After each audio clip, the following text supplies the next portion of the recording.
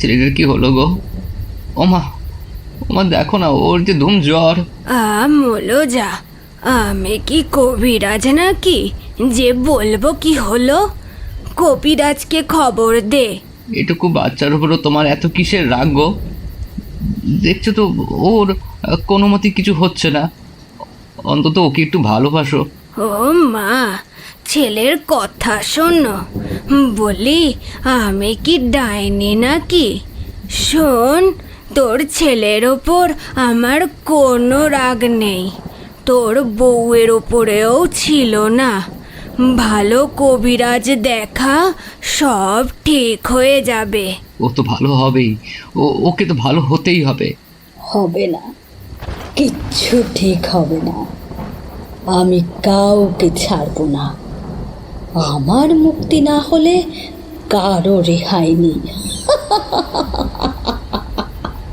কে কি কথা বলে? সামনে এসো। এত তাড়াতাড়ি ভুলে গেলে আমাকে? কিন্তু আমি তো ভুলতে দেব না। আমার সাথে যা হয়েছে, এরপর আর শান্তিতে থাকতে পারবে না। ও মা, এ কি সর্বনেশে কথা! কে তুমি?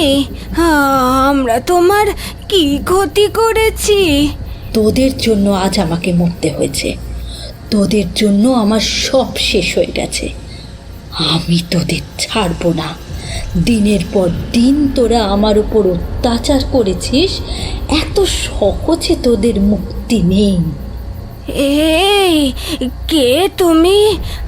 আমাদের মতো এত ভালো পরিবারের ওপর এসব আরোপ লাগাতে তোমার লজ্জা করে না? আমি সুলেখা। চিনতে পারছিস না তাই না? ও মা গো, হে যে দেখি মরেও পিছু ছাড়ে না। হায় হায়, এ কাকে নিয়ে এসেছিলাম?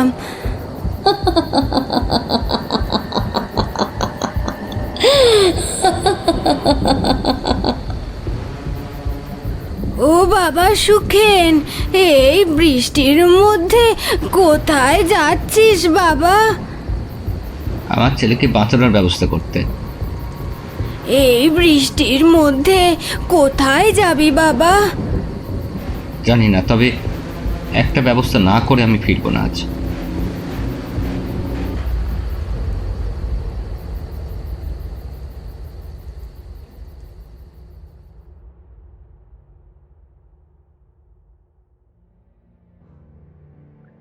নমস্কার, আমি পার্থপ্রতিম। রহস্যে অন্ধকারে আপনাদের জানাই স্বাগত।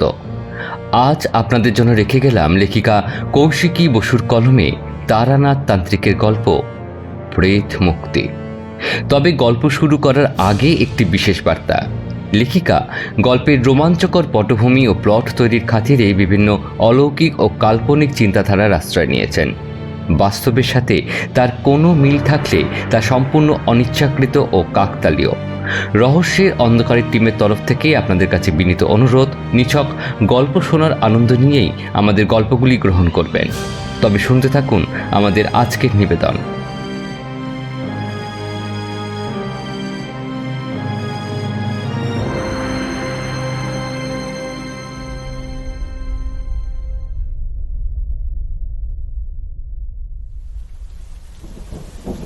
সকালবেলায় ঘুম থেকে উঠতেই দেখি ঝমঝম করে মুষলধারে বৃষ্টি পড়ছে এক নাগারে। বৃষ্টি থামবার বিন্দু মাত্র কোনো লক্ষণ নেই। আকাশ যেন একেবারে কালো হয়ে রয়েছে শ্রাবণের ঘন মেঘের ন্যায়। আজ রবিবার, ছুটির দিন।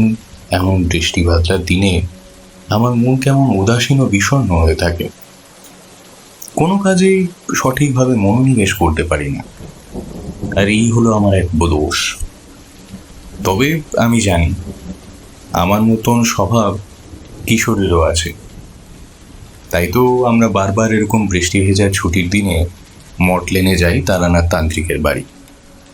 তার কাছে নানান ধরনের লোমহর্ষক আধি ভৌতিক গল্প শোনার আশা।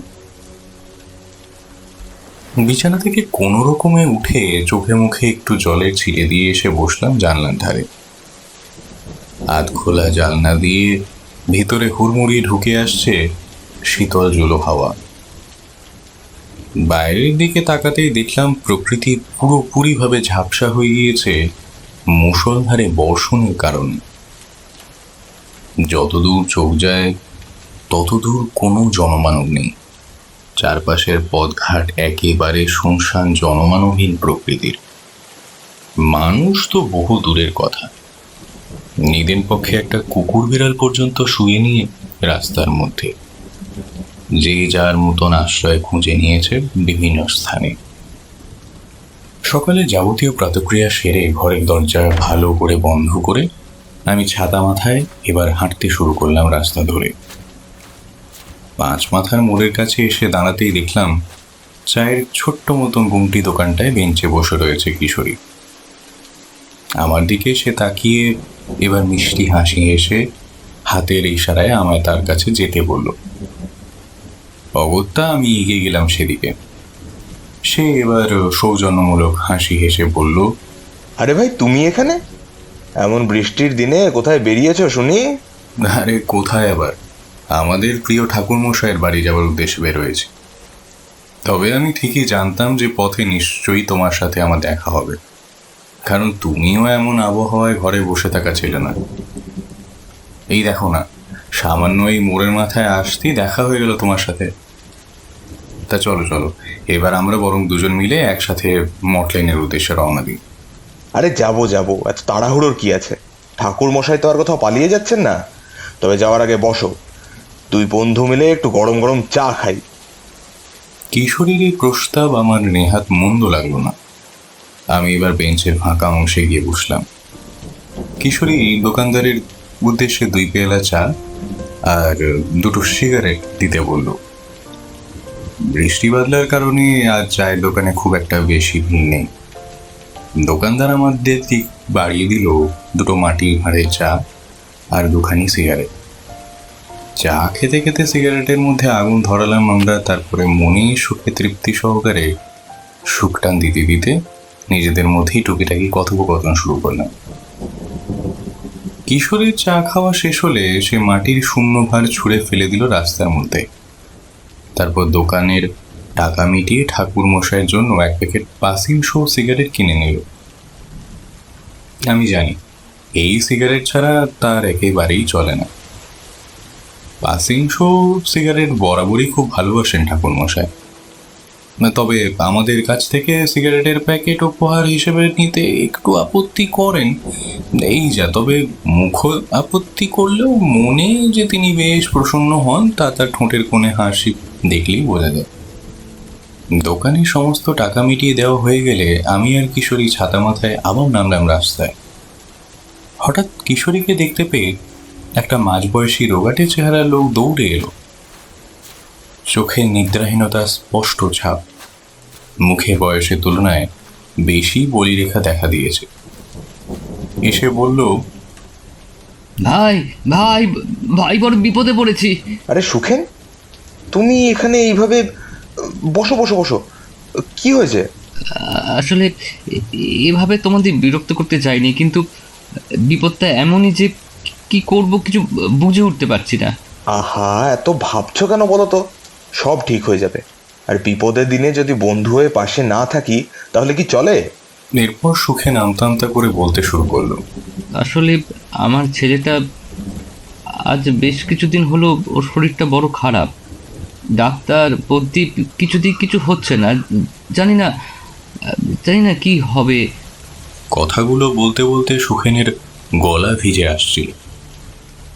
এরপর সে আরো কিছু কথা বলে গেল এক নিঃশ্বাসে। তার মুখ থেকে যা শুনলাম তাতে ঠাকুর মশাই ছাড়া এই সমস্যার সমাধান কেউই করতে পারবে বলে মনে হয় না। আমি সেটাই বলতে যাচ্ছিলাম, তার আগে কিশোরী বলে উঠল, তুমি যা বলছো এর সমাধান একজনই দিতে পারে। কার কথা বলছো কিশোরী? কে আবার?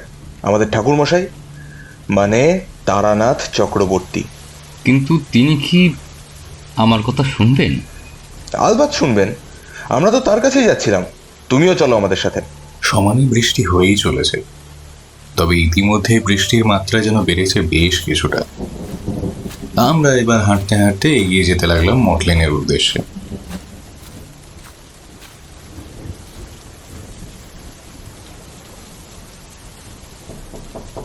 ঠাকুর মশাই, বলি ও ঠাকুর মশাই, গৃহে আছেন নাকি? দয়া করে একটিবার সদরের দরজাখানা খুলুন, আমি কিশোরী, আমরা এসেছি। মটলেনে তারানাথ তান্ত্রিকের বন্ধ সদর দরজার সামনে গিয়ে দরজায় কড়া ধরে বেশ জোরালোভাবে তা নাড়াতে নাড়াতে এক টানা বলল কথাগুলো। আরে দাঁড়াও, আসছি।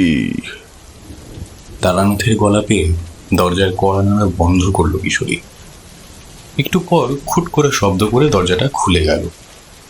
তোমাদের ধৈর্য দেখি বড্ড কম।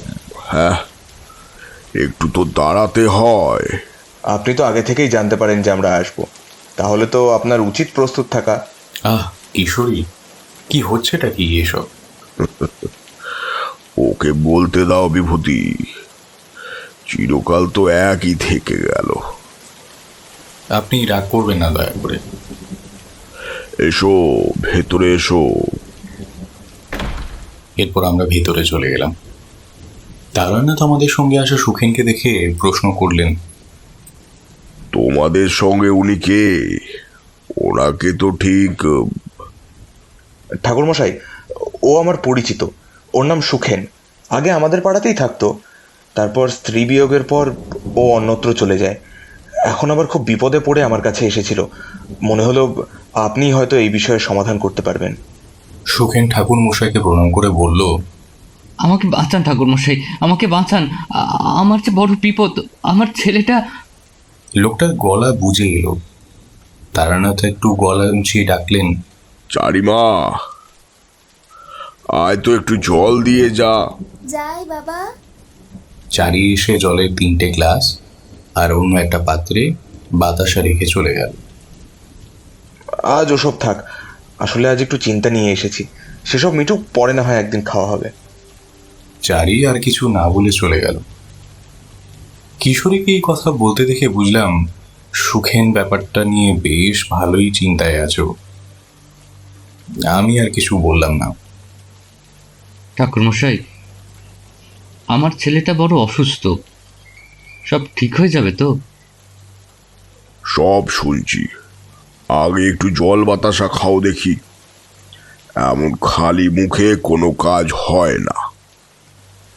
এবার বলো তো কি হয়েছে? সমস্যা বেশ গুরুতর মনে হচ্ছে। সুখেন বলতে শুরু করলো, প্রায় বছরখানেক হলো আমি প্রতি রাতে এই একই স্বপ্ন দেখছি। স্বপ্ন? তা কিরকম স্বপ্ন শুনি। আমার বিছানার কাছে কিছু অদ্ভুত দর্শন অব্যয় খুবই দুঃখিতভাবে আমার দিকে তাকিয়ে আছে। তাদের দেখে মনে হচ্ছে তারা আমার থেকে কিছু চায় বা হয়তো কিছু বলতে চায়। আর তারপরেই অদ্ভুত অদ্ভুত সব গন্ধ নাকে এসে ধাক্কা দেয়, আর তারপরে আমার ঘুম ভেঙে যায়। আমি যে কিছুতে শান্তি পাচ্ছি না ঠাকুরমশাই। এই স্বপ্ন রোজ রোজ কোনো সুস্থ মানুষের পক্ষে কি দেখা সম্ভব? আপনি বলুন। স্বপ্নকে আমরা অত গুরুত্ব না দিলেও সেটা আমাদের অবচেতন মনের অনেক কথা বা ঘটনাকে আমাদের সামনে তুলে আনে। তাছাড়া এমনি এমনি কেউ এক স্বপ্ন রোজ দেখে না, তার নিশ্চয়ই একটা কারণ বা ব্যাখ্যা থাকে। কিন্তু এমন একটা স্বপ্নের কি ব্যাখ্যা থাকতে পারে? সে কথায় পরে আসছি। তার আগে এটা বলো, হঠাৎ কেন তোমার মনে হলো এটা তোমার জন্য বিপদ? আরো কিছু কি ঘটেছে নাকি? হ্যাঁ বাবা, আমার ছেলের বয়স বছর 5 হবে। ওর গলায় পিঠে মাঝে মধ্যে বিভিন্ন আঁচড়ের দাগ দেখতে পাই। ওর মা মারা যাবার পর দিন 3 আগে ওর আমাকে বলেছিল যে ও নাকি ওর মাকে দেখতে পায়। ওর মা নাকি খুব কষ্টমাখা মুখে ওর দিকে এক অদ্ভুত দৃষ্টিভাবে তাকিয়ে থাকে, কিন্তু কোনো কথা বলে না। আমার ছেলের গত 5 দিন ধরে ধুম জ্বর, কিছুতেই সেরে উঠছে না। কবিরাজ ওষুধ দিয়েছেন, কিন্তু তা দিয়ে কিছুই হচ্ছে না। আর আর ঘোরের মধ্যে কেমন একটা অদ্ভুত গলায় হিস হিস করে মুক্তি দাও এসব কিছু একটা বলে। আপনি এর একটা বিহিত করুন ঠাকুরমশাই, দয়া করুন। ও ছাড়া তো আমার আর কেউ নেই ঠাকুরমশাই। ঠাকুরমশাই চৌকিতে আছোয়া হয়ে হুকোয় টান দিলেন, তারপর খুব শান্ত গলায় বললেন, তুমি সম্পূর্ণ সত্যি না বললে যে আমার পক্ষে তোমায় সাহায্য করা সম্ভব নয়। আর আমার কাছে কিছু লুকিও না, বলো, পুরোটাই বলো আমায়। আমরা বেশ অবাক হয়ে গেলাম। না, ঠাকুরমশাই এমন অনেক অলৌকিক ক্ষমতার অধিকারী সে আমরা জানি, কিন্তু এই সুখেন আমাদের এক কথাই বলছিল বারবার। এমনকি কিশোরীকেও সুখেন তাই বলেছে। তবে আপনার কেন এমন মনে হচ্ছে যে ও কিছু লুকোচ্ছে? আপনি কি কিছু অনুমান করতে পারছেন ঠাকুরমশাই? সেটা না হয় ওকেই জিজ্ঞাসা করো। দেখো সুখেন, একটা কথা বলি, যদি সত্যিই আমার সাহায্য চাও তবে সবটা খুলে বলো। সুখেন কান্না চেপে বলতে শুরু করলো, হ্যাঁ, আমি নিজেই কিশোর বয়সে বিভিন্ন জায়গায় তন্ত্রবিদ্যা শেখবার জন্য ঘুরে বেড়াতাম। তারাপীঠের কাছেই আমরা কাকুর বাড়িতে বেশ কিছু দিনের জন্য থাকতাম, আমি, আমার মা আর বাবা। ওখানেই আমার ভাই পল্টু আমাকে বলে ওদের পাড়ায় নাকি একজন সাধক এসেছেন, উনি বাচ্চাদের গল্প শোনান। আমি আর পল্টু ঠিক করলাম সেই দিনই বিকেলে গল্প শুনতে যাব। ওখানে যাই। উনি একটা প্রেত মুক্তি দেবার গল্প শোনান। তখন বিজ্ঞান মনস্ক যুক্তিবাদী মন আমাকে আর চুপ থাকতে দেয় না। আমি ওনাকে বলে ফেলি, আপনি এসব আজগুবি কথা বলছেন, এসব হয় না। এই যুগে দাঁড়িয়ে আপনার এসব আজগুবি গল্প আজগুবি কথা বেশি দিন চলবে না, বুঝতে পেরেছেন? তবে উনি রাগ করেননি আমার কথায়, উল্টে মৃদু হেসেছিলেন। এটা দেখে আমার একটু অস্বস্তি হয়, তবে আমি নিজে কিন্তু নিজের মতামত থেকে সরি না। আপনি হাসছেন কেন? মাথা খারাপ নাকি? এমনিতে সব আজগুবি গল্প বলছেন, তার উপর আবার হাসছেন। বয়স কম তো, তাই এসব বলছিস। অভিজ্ঞতা নেই তাই এমন কথা বলছিস। এমন কত মানুষ দেখলাম। তা হ্যাঁ, কি অভিজ্ঞতাটা শুনি। তবে অদ্ভুতভাবে ওনার মুখের ভাবের কোনো পরিবর্তন হলো না, উল্টে এক অদ্ভুত হাসি খেলা করতে থাকে ওনার মুখে। ওটা দেখে আমার যেন আরও বেশি রাগ হচ্ছিল। মনে হচ্ছিল লোকটা ইচ্ছে করেই যেন আমাকে নিয়ে রসিকতা করছেন।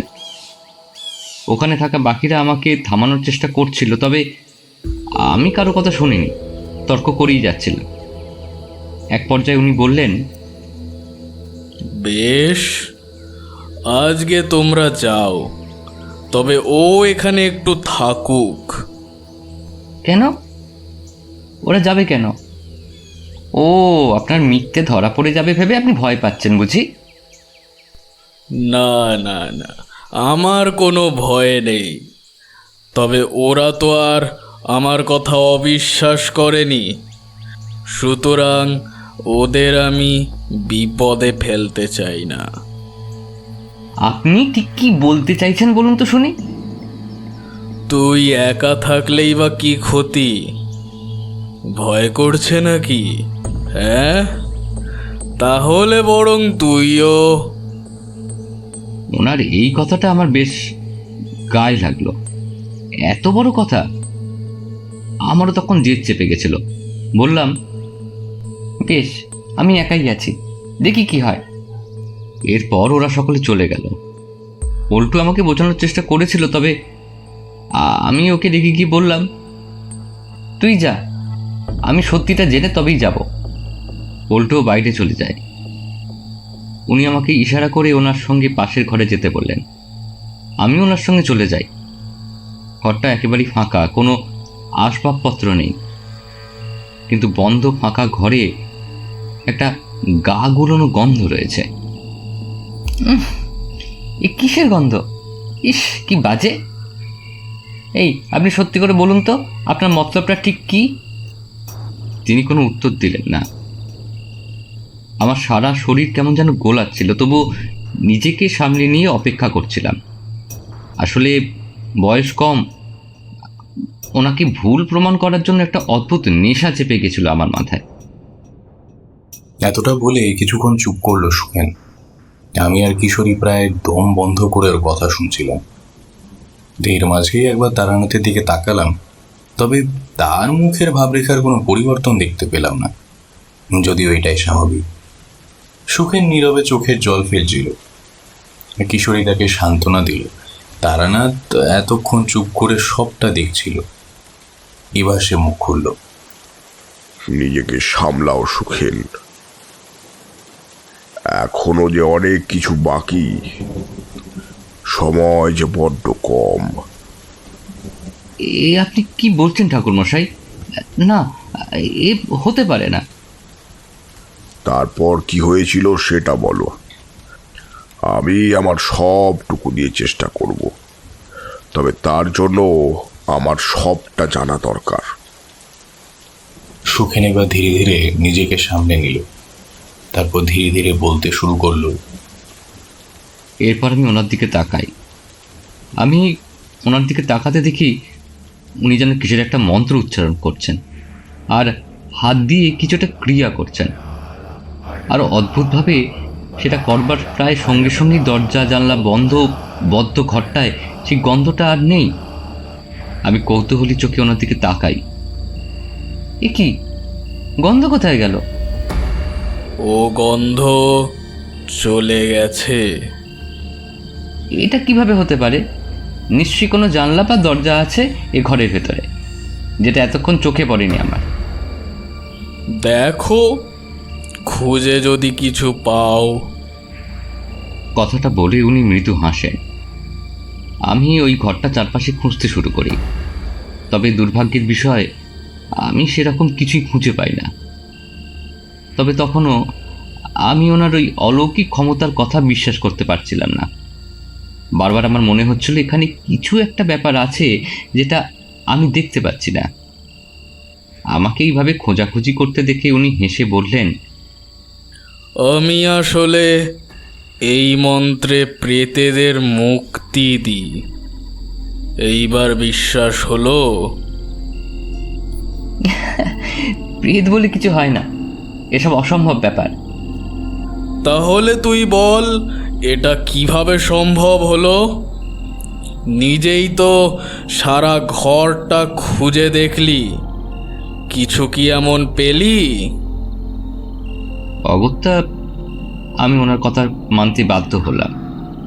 তবে তখনও ওই ভূত প্রেতের কথা কিন্তু আমি মানতে পারিনি। কিন্তু যেহেতু সেই সময় কোনো রকম যুক্তি বা কিছু খুঁজে পাচ্ছিলাম না, সেই জন্য এক প্রকার চুপ করে যাই। তারপর বেশ কিছুক্ষণ এইসব নিয়ে ভাবনা চিন্তা করতে থাকি। তারপর শেষে ওনাকে বলি, আমাকে শেখাবেন? কথাটা বলার পর আমি নিজেও বেশ অবাক হয়েছিলাম যে আমি এসব কি বলছি। তবে উনি বিন্দুমাত্র অবাক হননি, যেন এই বিষয়টা উনি আগে থেকেই অনুমান করতে পেরেছিলেন। তবে আমার কথায় কোনো উত্তর দেন না। তাই আমি আবার বলি, কি হলো, কিছু বলছেন না যে? আমাকে শেখাবেন এই মন্ত্র? উনি কিঞ্চিৎ সময় নিয়ে তারপর বললেন, তুই যখন শিখতে চেয়েছিস তখন নিশ্চয়ই শেখাবো। উনি আমাকে একটা মন্ত্র শেখান আর সেটির শেষে একটা ছোট্ট ক্রিয়াও শেখান। তারপর বলেন, এই মন্ত্র প্রেতকে মুক্তি দেওয়ার মন্ত্র। যাদের মৃত্যুর পরও মুক্তি হয় না, তাদের এই মন্ত্রে মুক্তি দেওয়া যায়। যদি কিছু মনে না করেন একটা প্রশ্ন করতে পারি? হ্যাঁ, বল। আচ্ছা, আপনি এই মন্ত্র কোথা থেকে শিখেছেন? এই মন্ত্র আমাকে আমার গুরু দিয়েছিলেন। এর থেকে বেশি আর কিছু আমাকে জিজ্ঞেস করিস না। একটা কথা সব সময় মনে রাখিস, বেশি কৌতূহল কিন্তু ভালো না। আচ্ছা, এত কিছু থাকতে আপনি হঠাৎ এই রকম একটা মন্ত্র শিখলেন কেন? আমার এই প্রশ্ন শুনে উনি বেশ বিরক্ত হয়েছিলেন, সেটা ওনার মুখ দেখেই বোঝা গেল। তবে তা কিন্তু উনি মুখে প্রকাশ করলেন না, শুধু মুখ বন্ধ করে ওখান থেকে চলে গেলেন। তুমি তো বললে তোমার ওইসব জিনিসের ওপর কোনো বিশ্বাস নেই, তাহলে তুমি কেন ওনার থেকে মন্ত্র শিখতে গেলে? নাকি সেটাও পুরোপুরি অবিশ্বাসের ওপর ভর করেই শিখেছিলে? হ্যাঁ, আমি শিখেছি ঠিকই, তবে সেই মন্ত্র পচা মাংসের গাগুলো গন্ধ তাড়ানোর কাজেই ব্যবহার করব বলে ভেবেছিলাম। তারপর নিজের বাড়িতেও ফিরে আসি। গন্ধ তাড়ানোর কাজে ব্যবহার করবে মানে? না মানে আমাদের দৈনন্দিন জীবনে আমরা সচরাচর এরকম কোনো গন্ধ পাই না, তাহলে? এটা ঠিক যে আমরা সচরাচর পাই না, তবে একেবারে যে পাই না তাও কিন্তু নয়। আমি কিন্তু এই মন্ত্র বেশ কয়েকবার ব্যবহার করেছিলাম। এই কি কথা বলছো তুমি? ওই মন্ত্র ব্যবহার করেছো মানে? হুম, ব্যবহার করেছি। সে কি, কোথায়? এই ঘটনার পর একদিন আমি আমার বন্ধুর বাড়িতে গিয়ে আমার একটা গন্ধ পাই, আর আমি তখন সেই ক্রিয়া করি। খুব অদ্ভুতভাবেই সেই গন্ধ চলে যায়। এরপর এমন বেশ কিছুবার করার পর নিজেই লক্ষ্য করি প্রতিবারই সফল না হলেও আমি বেশ কিছুবার কিন্তু সফল হয়েছি। তারপর অনেকবারই এই মন্ত্র উচ্চারণ করেছি, এমনকি এই স্বপ্ন দেখার সময়ও নিজের অজান্তেই বারবার এই উচ্চারণ করে ফেলেছি আমি এই মন্ত্রের। এ তুমি কি করেছো? কৌতূহল আর অবিশ্বাসের বশে তুমি যে বড় বিপদ ঘটিয়ে ফেলেছো তা কি তুমি বুঝতে পারছো? জানি না, আমি সত্যিই কিছু জানি না। তারপর তারানাথকে তারপর বলতে দেখে বেশ অবাক হয়ে গেলাম। এতক্ষণ কোনো কথা না বললেও এবার বলতে বাধ্য হলাম। ঠাকুরমশাই, এরপরেও কিছু আছে? আর কী বা থাকতে পারে এরপর? আমার কথায় ঠাকুরমশাই কিছু বলার আগেই সুখেন বলে ওঠে, এরপরে আরও একটা ঘটনা ঘটে। কি ঘটনা শুনি? সুখেন কিছুক্ষণ চুপ করে থাকলো। তারানাথ ওর দিকে একটা জলের গ্লাস এগিয়ে দিল। সুখেন এক নিঃশ্বাসে পুরোটা খেয়ে ফেলল। ওকে দেখে আমারও বেশ খারাপ লাগছিল। তারানাথের অনেক কথা আমরা অবিশ্বাস করি, তবে অবিশ্বাসের ফল যে এমন হতে পারে তা কখনো ভাবতে পারিনি। একবার আর চোখে কিশোরীর দিকে তাকালাম। ওর মুখের ভাব দেখে মনে হলো ও নিজেও ব্যাপারটা নিয়ে বেশ অবাক হয়েছে, তবে তার মাঝে একটা ভয় কাজ করছে। সুখেন আবার বলতে শুরু করলো, এরপর আরও একটা কথা আমি কাউকে কোনোদিন কিছু জানাইনি। এর বেশ অনেকদিন পরের ঘটনা। তখন তো আমার সুলেখার সঙ্গে বিয়ে হয়ে গেছে। অনেকদিন সংসার করার পর একদিন ওকে আমি কথায় কথায় বলি, জানো সুলেখা, আমি প্রেত তাড়ানোর মন্ত্র জানি। হ্যাঁ, ও মা গো, এ ভর সন্ধেবেলা কার নাম নিচ্ছ গো? রাম রাম রাম রাম রাম। রাম নাম করছো কেন? আমি আছি তো, এক মন্ত্রেই সব পালিয়ে যাবে। না না, অমন করে বলো না, ওরা মোটেই সুবিধের নয়। তুমি অযথা ভয় পেও না, কখনো সুযোগ হলে দেখাবো তোমাকে আমার ক্ষমতা। না না, আমার ওসব দেখার কোনো দরকার নেই। আমি তাদের ছায়াও মারাতে চাই না। ওহ, সত্যি তুমি এত ভীতু, কি বলবো। বেশ, এখন থাক এসব। মেয়ে মানুষ, তাই একটুতেই ভয় পেয়ে যায়, তাই কখনো আর এসব নিয়ে কিছু বলিনি।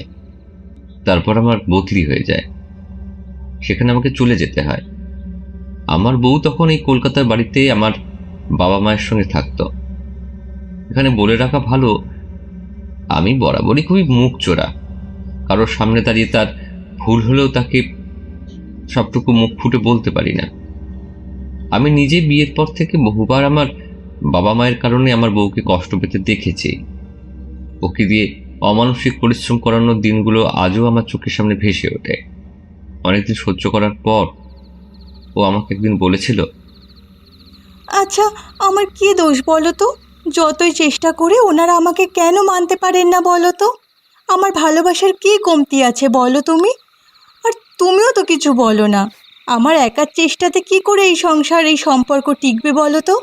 ওনাদের কি উচিত নয় আমার সাথে মানিয়ে চলার চেষ্টা করা? নাকি সারা জীবন এভাবেই চলবে? এর তো একটা বিহিত হওয়া দরকার নাকি?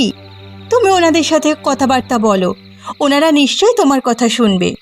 দেখো সুলেখা, আমার পক্ষে আমার মায়ের বিরুদ্ধে যাওয়াটা অসম্ভব। ওনারা যা বলছেন একটু মানিয়ে চলার চেষ্টা করো। সে চেষ্টা কি আমি করিনি ভেবেছ? সেই প্রথম দিন থেকেই তো সেই চেষ্টা করে যাচ্ছি। আর কত বলো তো, এক পক্ষের চেষ্টায় কি করে সব ঠিক হবে সেটা আমি বুঝতে পারি না। কথায় কথায় ভুল ধরেন, সে ভুল থাক বা না থাক, কথায় কথায় আমাকে খোঁটা দেন। আমি তো তোমায় বললাম আমার পক্ষে কিছু বলা সম্ভব নয়। এই সমস্যার সমাধান তোমাকেই করতে হবে। ও আমার কথায় সেদিন আঘাত পেয়েছিল তা আমি জানি। সেই দিন আমার কিছু করার ছিল না। আর ওর কথা শোনার পরিমাণ দিন দিন আরও বেড়ে গেল। যখন বিয়ের 3 বছর পরও আমার বাবা মা তাদের নাতি নাতির মুখ দেখতে পেলেন না। আমি সবটাই জানতাম। রোজকার অশান্তি এড়াতে আমি নিজেই বদলি নিয়ে বাইরে চলে গিয়েছিলাম। ওখানে বছরখানেক কাটিয়ে এখানে ফিরি।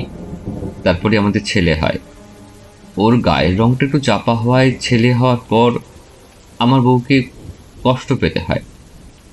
এমনিতেই ওর শরীর রোগা, তার উপরে একটা প্রাণ সেখানে বেড়ে উঠছে।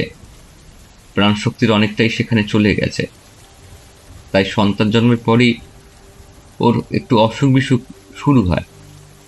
প্রায় কিছু না কিছু লেগেই থাকতো। তারপর আমার মা বাবার অত্যাচার আর সহ্য করতে না পেরে ও একদিন বাড়ির কুয়োয় নিজেই ডুবে মারা যায়। ওর মৃত্যু স্বাভাবিক ছিল না। এতটা বলে সুখেন চুপ করে। আমরা এতক্ষণ অবাক হয়ে শুনছিলাম। আমার মাথায় একটা প্রশ্নই আসছিল, যে সুখেন এক সাধু সে ভণ্ড কিনা তা নিয়ে বাগবিতণ্ডা করতে পারে, সেই সুখেন নিজের বিয়ে করা বউয়ের হয়ে কোনো কথা বলতে পারেন? এমনকি এটা জানা সত্ত্বেও যে তার পরিবার ভুল, এটা কি আদৌ সম্ভব? সত্যি হয়তো মানুষের মন বোঝা বড় দায়। তবু আমি বললাম, এই কাজটা তোমার মোটে উচিত হয়নি সুখেন। বাবা মার বিরুদ্ধে না গেলেও অন্তত তাদের বোঝানো উচিত ছিল তোমার। তাহলে হয়তো এরকম একটা অপ্রীতিকর ঘটনা ঘটতো না। তোমার থেকে এটা আমি আশা করিনি। একজন অপরিচিত মানুষের সাথে তুমি বাকবিতণ্ডা করতে পারো, অথচ নিজের পরিবারকে তুমি বোঝাতে পারো না। তাহলে হয়তো আজ তোমারও একটা সুখের সংসার থাকতো। কি করে বুঝবো যে এমন একটা ভয়ানক রূপ নেবে এই পরিস্থিতি? ঠাকুরমশাই, এবার আপনি বলুন, এখন আমি কি করব? ছেলেটা যে দিন দিন শেষ হয়ে যাচ্ছে আমার। কোনো কবিরাজ বৈদ্য কিছুই যে করতে পারলো না। এখন একমাত্র আপনি ভরসা। দয়া করুন আমায়, দয়া করুন। আপনি যা চাইবেন আমি তাই দেব। শুধু দয়া করে ওকে একটু বাঁচিয়ে দিন। কথাগুলো বলতে বলতে সুখেন তারানাথের পায়ে লুটিয়ে পড়ে। এক পিতার আর্তনাদ ঘরের পরিবেশটাকে নিমেষেই থমথমে করে দিল। আমি আর কিশোরী চেষ্টা করলাম তাকে সান্ত্বনা দেবার। তবে তার আগেই তারানাথ বলে উঠল, আমি যা বুঝতে পারছি তাতে তোমার স্ত্রীর আত্মা এখনো মুক্তি পায়নি। তাকে মুক্তি দেওয়া প্রয়োজন। তুমি কি তাকে মুক্তি দিতেই সেই ক্রিয়া? না না ঠাকুরমশাই, আমি এই ক্রিয়া করিনি, তাও প্রায় কম করে বছর 10 তো হতে চলল। বেশ, আমি কাল তোমার বাড়িতে যাব। সঙ্গে আমার 2জন সাগরেদও যাবে। আর আজ মাঝরাতের পর কিন্তু অমাবস্যা লাগছে। আজকে রাতে তোমার সঙ্গে যাই ঘটুক না কেন, তুমি কোনোভাবেই ওই মন্ত্র জ্ঞানে বা অজ্ঞানে উচ্চারণ করবে না। আর শোনো, নিজের ছেলের শরীরে লোহার কিছু বেঁধে দেবে। অন্তত আজকের রাতটা যেন সেটা তার দেহেই থাকে। আর আমি কিছু জিনিসের কথা বলছি, যেগুলো জোগাড় করে আজকেই বাড়িতে নিয়ে যাবে। কাল তোমার বাড়িতে একটা যজ্ঞ করতে হবে আমায়। সুখেন প্রণাম করে কি কি জিনিস জোগাড় করতে হবে জেনে নিল। তারপর বলল, কাল কখন যাবেন যদি জানান, তাহলে আমি নিজে এসে আপনাকে নিয়ে যেতাম। তার কোনো দরকার নেই। তোমার এখন তোমার ছেলের কাছে থাকা বেশি জরুরি। তোমার বাড়িটা কোথায়, কিভাবে যেতে হবে সেটা আমায় বলে দাও, আমি ঠিক পৌঁছে যাব। এরপর সুখেন তার বাড়ির ঠিকানা ও কিভাবে যেতে হবে সবটা বলে গেল। আমরাও বেশ মন দিয়ে শুনলাম। যতই হোক, এমন একটা ঘটনা চোখের সামনে দেখার সুযোগ পেয়ে কি আর হাতছাড়া করা যায়? যে করেই হোক, আমরাও কাল যাব তারানাথের সাথে। সমস্যা বড্ড গুরুতর হে। আসলে কি জানো তো, সব জিনিস যে বিশ্বাস করতে হবে এমন কোনো কথা নেই। তবে বিশ্বাস করতে না পারলেই তা যাচাই করতে হবে, এটাও ঠিক নয়। কথাটা বলে তারানাথ একবার কিশোরীর দিকে তাকালো। তারানাথের দৃষ্টি অনুসরণ করে আমিও তার দিকে তাকালাম, তবে সে কিছু বলল না। তারানাথ আরও কিছু বলতে যাচ্ছিল, তবে আমি মাথা ঘুরিয়ে বললাম, তাহলে কাল আমরা সবাই। তারানাথ পাসিং শোয়ের প্যাকেট থেকে একটা সিগারেট বার করে শুকটান দিয়ে এক রাশ ধোঁয়া ছেড়ে বললেন, না, আসলে আমরা আজকেই যাব। কিন্তু সুখেনকে যে বললেন কাল যাবেন, তাহলে আজ কেন? তোমরা দেখতে পাওনি, তবে আমি স্পষ্ট বুঝতে পেরেছি উনি অত্যন্ত বিপদের মধ্যে আছেন। আজকে ওনার প্রাণ সংশয় পর্যন্ত ঘটার সম্ভাবনা আছে। আজকের দিনে এই প্রেতেরা সব থেকে বেশি শক্তিশালী হয়ে ওঠে। আজকেই হয়তো উনি ছেলেকে নিয়ে চিন্তিত, তারপর এই সব কথা শুনলে আরো বেশি চিন্তা করবেন, তাই আর বলিনি। তবে আপনি যে বললেন আপনার সাথে দুজন যাবে, তারা কোথায়? তাদের খবর দেবেন না? ওই দুজন তো তোমরাই। যাই হোক, চলো কিশোরী, আজকে আর দেরি করা ঠিক হবে না। বাড়িতে একবার খবর দিয়ে যেতে হবে, সে কথা ওনাকে জানিয়ে আমরা একটু আগেই বেরিয়ে পড়লাম। ঠিক হলো, তারনাথ এখন রওনা দেবে আর আমরা নিজেদের বাড়ি থেকে। আমরা বেরিয়ে আসছিলাম, সে সময় চারি এসে উপস্থিত হলো। এ কি কাকা বাবুরা, আপনারা আজ এত তাড়াতাড়ি চলে যাচ্ছেন?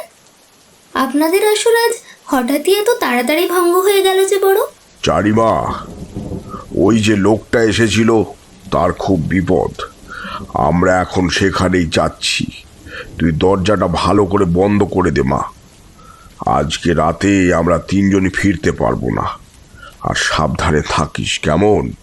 ঠিক আছে বাবা মশাই, সাবধানে রওনা দেন। তারনাথ সেখানে থাকা তার পুঁটুলিটা তুলে নিল। আমরা তিনজন রওনা দিলাম। সুখেনের বাড়ি মিনিট করে হাঁটা পথ। তারানাথ আগে চলে গেল, আর আমরা দুজন আগে নিজেদের বাড়িতে গেলাম। তারপর ভুলে আবারও রওনা দিলাম। সুখেনের বাড়ির কাছে গিয়ে দেখি তারানাথ ওখানে দাঁড়িয়ে আছে। আমাদের বুঝতে অসুবিধা হলো না যে আমাদের জন্যই সে অপেক্ষা করছে। সদর দরজা খোলাই ছিল, তাই বাড়ির ভেতরে ঢুকতে অসুবিধা হলো না। মুহূর্তখানের জন্য হলেও একটা খুব বিশ্রী মাংস পচা গন্ধ আমাদের নাকে এসে ঠেকল। ঠাকুরমশাই দেখলাম স্মিত হাসছেন। বুঝতে অসুবিধা হলো না এটাই আসলে সেই গন্ধ।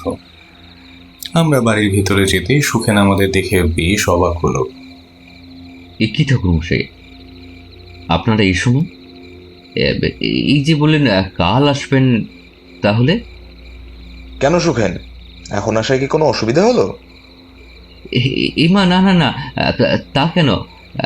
তবে তখন যদি বলতেন তাহলে একসাথেই আসা যেত, এই আর কি। কালকেই আসবো বলে ঠিক করেছিলাম, তবে কেন জানি না কাল অবধি আর অপেক্ষা করতে ইচ্ছে করলো না। তা ভালো করেছেন, আসুন আসুন আমার সাথে। ঠাকুরমশাই কি সুন্দর একটা যুক্তি সাজিয়ে বললেন। তারপর সুখেনই রাতটা কাটানোর জন্য একটা ঘরের ব্যবস্থা করে দিলেন। ঘরে যাবার আগে একবার তোমার ছেলেকে দেখে আসি, তারপর যা করার করব। আচ্ছা বেশ, তবে আসুন আমার সাথে আসুন। এরপর আমরা তিনজন মিলে একটা ঘরে গেলাম। বিছানার ওপর বছর পাঁচেকের একটা ছেলে শুয়ে আছে। হঠাৎ দেখে মনে হলো যেন কোনো কঙ্কালসার মানুষ শুয়ে আছে। চোখটা ছলছল করে উঠল আমার। তারানাথ ধীর পায়ে এগিয়ে গেল তার দিকে। তারপর নিজের ডান হাতটা ওর কপালে রাখলো। তারপর কি একটা বলল বিড়বিড় করে, আর তার পর মুহূর্তে ছেলেটা উঠে বসলো।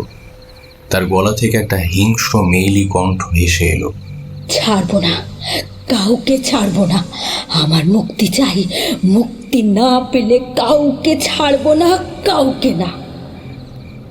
আমরা বেশ ভয় পেয়ে গেছিলাম। সুখেনের দিকে চোখ পড়তে বুঝলাম এই ঘটনা নতুন নয়। এরপর তারানাথ কি একটা বিড়বিড় করে বলল, যাতে ছেলেটা আবারও বিছানায় শুয়ে পড়ল। চলো সুখেন, এবার ঘরে যাওয়া যাক। আসুন ঠাকুরমশাই। এরপর সুখেন আমাদের একটা ঘর দেখিয়ে দিল। আমরা তিনজনই সেই ঘরে গিয়ে ঢুকলাম। দেখলাম ঘরে ঢুকেই ঠাকুরমশাই যজ্ঞের জন্য তোড়জোড় শুরু করে দিলেন। আর বেশি সময় নেই, আমার সাথে হাত লাগাও। দেরি করলে দুটো প্রাণ অকালেই চলে যাবে। আমরা দুজনও হাত লাগালাম। ভাবলেই অবাক লাগছে, এতদিন আমরা যে গল্প শুনেছি আর যার জীবনের গল্প শুনেছি, তার সঙ্গে আজকে আমরা একটা অভিজ্ঞতার সাক্ষী হতে চলেছি। কিশোরী আর আমার উত্তেজনার শেষ নেই এতে। আমরা অধীর আগ্রহে অপেক্ষা করছি আজকের রাতের জন্য। তখন প্রায় ঘুমে চোখ জুড়ে এসেছে আমাদের।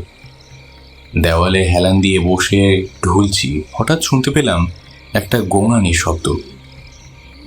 ঘুম ভেঙে যেতে দেখলাম ঠাকুরমশাই ঘরে নেই। ঘরের দরজা হাট করে খোলা। আমি কিশোরীকে ডাকলাম, ওঠো, শুনতে পাচ্ছ? ঠাকুরমশাই ঘরে নেই, চলো একবার গিয়ে দেখি। সে কি, এত রাতে তিনি আবার কোথায় গেলেন? আরে জানি না, চলো গিয়ে দেখি। একটা গোঙানির শব্দ শুনতে পাচ্ছ? উনি মনে হয় ওখানেই গেছেন, চলো তাড়াতাড়ি। এটা উনি ঠিক করলেন না। কোথায় আমাদের ডাকবেন তা না। এখন এসব মান অভিমানের সময় নয়, হয়তো পরিস্থিতি অনুমান করে তাড়াতাড়ি চলে গেছেন। এখন চলো তো গিয়ে দেখি। আমরা দুজনেই ঘর থেকে বেরিয়ে পাশের ঘরের সামনে দিয়ে যাওয়ার সময় খেয়াল করলাম গোঙানির শব্দ ওই ঘর থেকেই আসছে। আমরা ভেজানো দরজা কাঁপা কাঁপা হাতে ঠেলতেই একটা ক্যাচ করে শব্দ হলো। তারপরে দেখলাম একটা বীভৎস দৃশ্য। একটা বস্ত্রহীন নারী মূর্তি, তার গায়ে চামড়াগুলো ঝুলে পড়ে যাচ্ছে। পায়ে সে কি ভীষণ জন্তুদের মতো বড় বড় নখ। একটা বিশ্রী গা গোলানো গন্ধ আমাদের বারবার ঘরে ঢুকতে বাধা দিচ্ছে। তাও আমরা দুজন ভয়ে ভয়ে ঘরে ঢুকলাম। অনুভব করলাম বাইরে থেকে এখানের উষ্ণতা অনেকটাই কম। আমরা একটু এগিয়ে স্পষ্ট দেখতে পেলাম সেই নারী মূর্তির বীভৎস লম্বা লাল জিভ বেরিয়ে এসেছে মুখ থেকে। সবুজ তার চোখ, মাথায় অবিন্যস্তভাবে উঠছে তার চুল। হাতের বড় বড় নখ সে বসিয়ে দিচ্ছে ওই লোকটার গলায়। সে তার পুরো শরীরটা নিয়ে লোকটার শরীরের ওপর রেখেছে। সুখেনের মধ্যেই সেই গোঙানির শব্দ পাওয়া যাচ্ছে। আমরা এই বীভৎস দৃশ্য দেখে দুজনে প্রচণ্ড ভয়ে ফিরে আসতে যেতেই দেখলাম ঠাকুরমশাই একটা ধনী হাতে নিয়ে কি মন্ত্র উচ্চারণ করতে করতে ঘরে ঢুকলেন। এগিয়ে গেলেন ওই সুখেনের মাথার দিকে। তারপর বললেন, আদ্যা শক্তির স্তব শুরু করো। বলেই আবার নিজে মন্ত্র উচ্চারণ করতে করতে ঘর থেকে বেরিয়ে পাশের ঘরে চলে গেলেন। আমরা দুজন ঘর থেকে বেরোতে গিয়ে একটা প্রচণ্ড জোরে গগনবিদারী হুঙ্কার শুনতে পেলাম। তারপরে আমরা আর এক মুহূর্ত দাঁড়িয়ে না থেকে ছুটলাম তারানাথের ঘরে। সেখানে গিয়ে দেখলাম তারানাথ ঘৃত সংযোগ করেছে যজ্ঞের আগুনে। মন্ত্রপাঠ করতে সেখানে আহুতি দিচ্ছে বেল কাঠ। মুহূর্তখানেক পর বেশ অনেকগুলো অপরিচিত ফ্যাস ফ্যাসে মহিলা এবং নারী কণ্ঠ বলে উঠল, মুক্তি চাই, আমাদের মুক্তি না দিলে আমরা কেউ ওকে ছেড়ে যাব না। আমি দেব তোদের মুক্তি, তারপর তোরা সবাই এখান থেকে চলে যাবি। মন্ত্রপাঠ করতে করতে গঙ্গার জল ছুটলেন সামনের দিকে। তার কিছুক্ষণ পর পরিবেশ আবার আগের মতোই শান্ত, কিন্তু তখনও চমকের আরও অনেকটা বাকি ছিল। তার কিছুক্ষণ পরেই সেই আমাদের ওই ঘরে দেখা বীভৎস মহিলার আবছা অবয়ব আস্তে আস্তে চোখের সামনে স্পষ্ট হয়ে উঠল। তারানাথ প্রশ্ন করলেন, তুই এখনো এখানে কেন রয়েছিস? সে হিসিস করার স্বরে উত্তর দিল, আমি তো ছেড়ে যাব না, শান্তি দেব না ওকে, আমি ওর সঙ্গেই থাকবো। কেন কেন তুই ওকে ছেড়ে যাবি না? ও আমার মৃত্যু হতে পারে বুঝেও যখন চুপ ছিল, যেদিন আমি নিজের গায়ে আগুন দিলাম, এমনকি সেদিন সকালেও যখন আমি ওকে কান্নাকাটি করে আমার দুর্দশার কথা জানাচ্ছিলাম, তখনও ও কোনো ব্যবস্থা নেয়নি। তাই আমি আমার গায়ে আগুন লাগিয়ে ওই কুয়োতে ঝাঁপ দিয়েছিলাম। আর তারপর থেকে এখনো পর্যন্ত ও আমাকে উদ্ধার করা তো দূরের কথা, ওই কুয়োর কাছে পর্যন্ত কাউকে যেতে দেয়নি। রোজ রাতে আমার কান্নার শব্দ পেয়েও ও আসেনি। আমার ছেলের থেকে আমার কথা শুনেও একবারও ভাবেনি যে আমার দেহটার অন্তত গতি করা দরকার। লোক লজ্জার ভয়ে বউ মারা গেছে কথাটাও জানায়নি কাউকে। ওই শয়তানকে আমি মেরে ফেলবো না, কারণ আমি চাই না আমার ছেলে বাবা হারা হোক। তবে ওকে আমি শান্তি পেতে দেব না শান্তি। ওর মৃত্যু আমারই হাতে। আমার মুক্তি চাই না আমার মুক্তি। নিজের ছেলের কথা ভাব, ওর অবস্থা দেখেছিস? ওই নরপশুর কাছে আমি আমার ছেলেকে কখনোই রাখবো না, কিছুতেই না। তোর সাথে যা হয়েছে তা অন্যায়, কিন্তু তুই রাগে অন্ধ হয়ে যা করছিস তা আরো বড় অন্যায়। তোর কারণে তোর ছেলেটা কষ্ট পাচ্ছে, দেখতে পাচ্ছিস? কথাটা বলে তারানাথ বাচ্চাটার দিকে তাকালো। মনে হলো সেই পিশাচিনী যেন কিছুটা শান্ত হলো। তারানাথ এই সুযোগে আর কোনো কথা না বলে মন্ত্র পড়া শুরু করলেন। খেয়াল করলাম বেশ অনেকগুলো দলা পাকিয়ে রাখা জিনিস উনি এরই মধ্যে কখনো সাজিয়ে রেখেছেন কলা পাতায়। আমরা অবাক চোখে শুধু তাকিয়ে রইলাম। সেই নারী বীভৎস হুঙ্কার ছাড়ল এবার। না, আমি যাব না।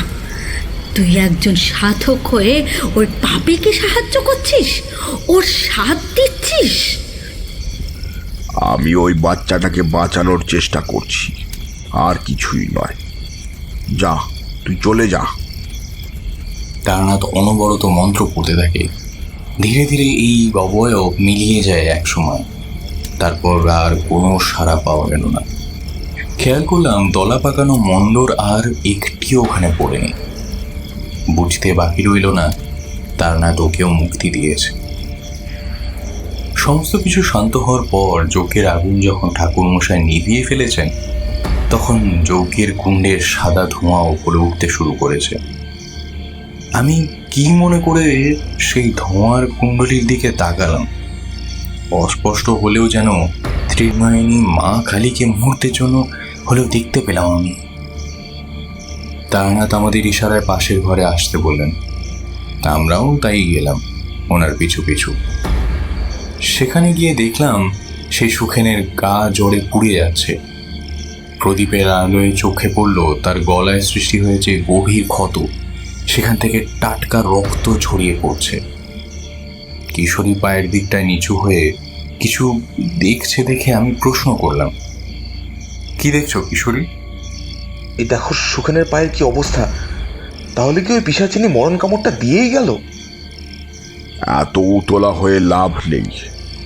খারাপ করা আর খারাপের সাথ দেওয়া দুটোই ঘোরতর অন্যায়, আর তার দাম যে দিতেই হয়। আপনি নিজে দেখুন কি অবস্থা, কি ভয়ানক। সে আমাকে আর ঠাকুরমশাইকে ইশারায় কাছে ডাকলো। আমি আর ঠাকুরমশাই এগিয়ে গেলাম। দেখলাম ওনার পায়েও গভীর ক্ষতের গর্ত হয়েছে। ঠাকুর মশাইয়ের দিকে তাকিয়ে জিজ্ঞাসা করলাম, আচ্ছা একটা কথা কিছুতেই বুঝতে পারছি না, আমরা তিনজন এলাম, এতক্ষণ আছি, এত কিছু ঘটে যাচ্ছে, কই ওনার ছেলে বা বাবা মা কেউ তো এলেন না একবারও? ওনারা কি কিছুই শুনতে পাননি এখনো?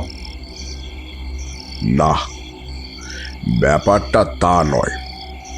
আসলে আমি ওনাকে বলেছিলাম ওনার মা বাবা যাতে যাই হয়ে যাক নিজেদের ঘর থেকে কোনো মতে না বেরোন। তোমরা তখন ঘুমোচ্ছিলে, আমি তখন ঘর থেকে বেরিয়ে ওনাদের ঘরের চারিদিকে বন্ধন করে এসেছিলাম, যাতে কোনোভাবেই ওরা ঘরের ভেতরে থাকলে ওদের ওই আত্মারা কোনো ক্ষতি করতে না পারে। আর ওনার ছেলেও ওই ঘরেই আছেন, এইবার ওনাদের ডাকা দরকার। আমি আর কিশোরী দুজন ব্যাপারটা এতক্ষণে বুঝতে পারলাম। পরস্পরের দিকে তাকালাম, তারপর বললাম, ঠাকুরমশাই সকাল হয়ে আসছে, আমাদের তো। ঠাকুরমশাই একটু দীর্ঘশ্বাস ফেলে বললেন, হ্যাঁ, এইবার ফিরতে হবে। আমি ওনাদের ডেকে দিয়ে তারপর রওনা দেব। কিন্তু ও কিছু হবে না, কবিরাজকে দেখিয়ে নিলেই উনি ওষুধ দিয়ে দেবেন, চিন্তার কোনো কারণ নেই। ঠাকুরমশাই ওনাদের ডেকে আনলেন। ভোরের আলো ফুটেছে, কবিরাজ মশাই এসে বেশ কিছু ওষুধের ব্যবস্থা করলেন। ঘণ্টাখানিক পর সুখেনের জ্ঞান ফিরল।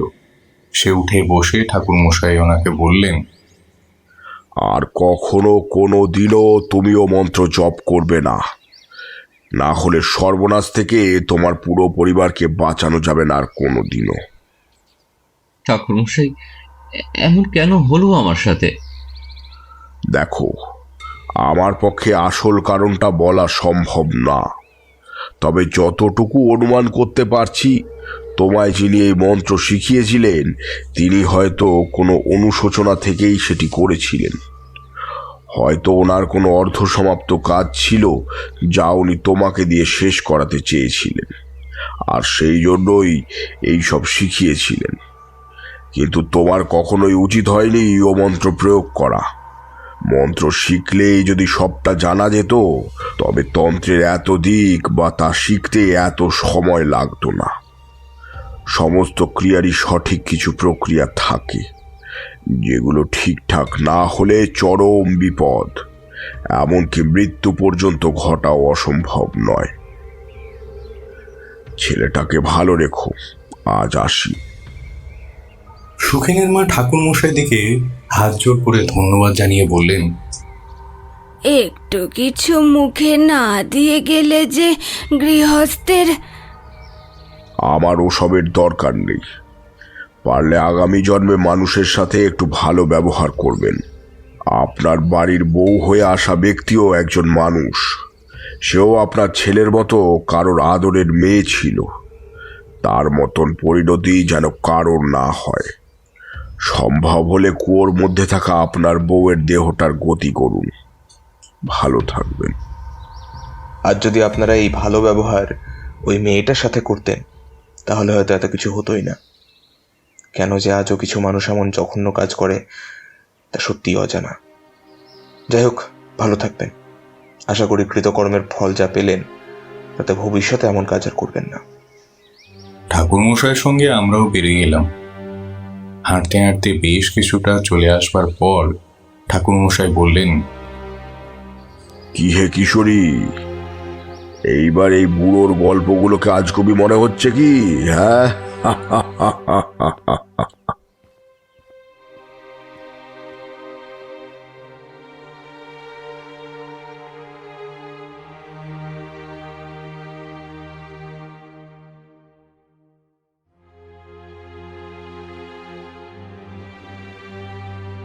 আজ আপনারা এতক্ষণ শুনছিলেন লেখিকা কৌশিকী বসুর কলমে তারানাথ তান্ত্রিকের গল্প প্রেত মুক্তি। আজ গল্প পাঠে ছিল দেবাশিস চক্রবর্তী।